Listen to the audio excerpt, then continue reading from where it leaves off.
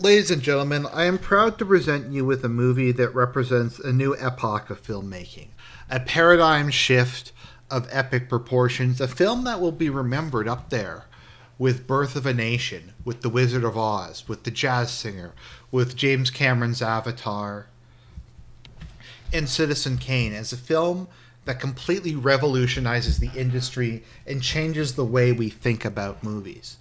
And that movie is of course Rebel Moon Part 1: A Child of Fire, the first film ever to be written by an AI.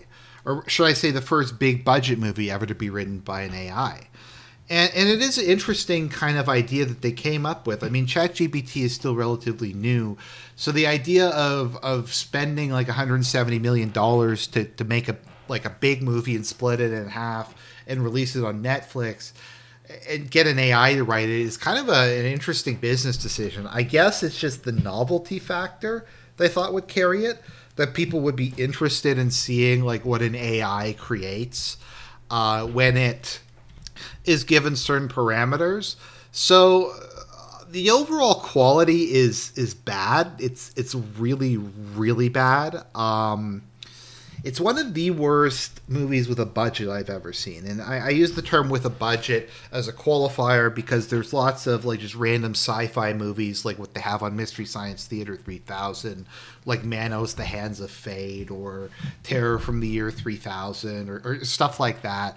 And it's not really fair to compare like Avatar: The Way of Water to some sci-fi horror movie from the 1970s with no budget. There's also stuff like art movies and experimental movies and non-narrative based movies and just stuff like that. And if they're trying to make a standard movie, these other films are obviously made for very different purposes. And I don't think it's fair, but this is one of the worst movies with a budget that's relatively mainstream I've seen. It's up there with stuff like John Carter, On Stranger Tides, Terminator, Dark Fate, all that kind of stuff. It's up there. Now, it is, I will say this about the AI. The AI writes better than the people who write Marvel movies. Although I'm not convinced that most Marvel movies aren't written by an AI. Maybe ChatGPT 2 wrote most of the Marvel movies, and this is like ChatGPT 3 or 3.5. And it's improved a fair amount since then. This was not as bad as like Doctor Strange 2, for instance.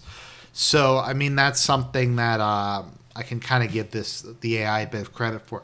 Once again, if nothing else, it's an interesting experience in filmmaking. So this is now up on Bitchute and Odysee. You can watch it on either platform. Some people prefer Bitchute, some people prefer Odysee. I just uploaded it to both.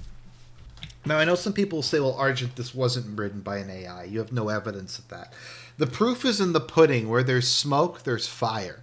And I refuse to believe that a human being, a real human being, actually sat down and wrote this.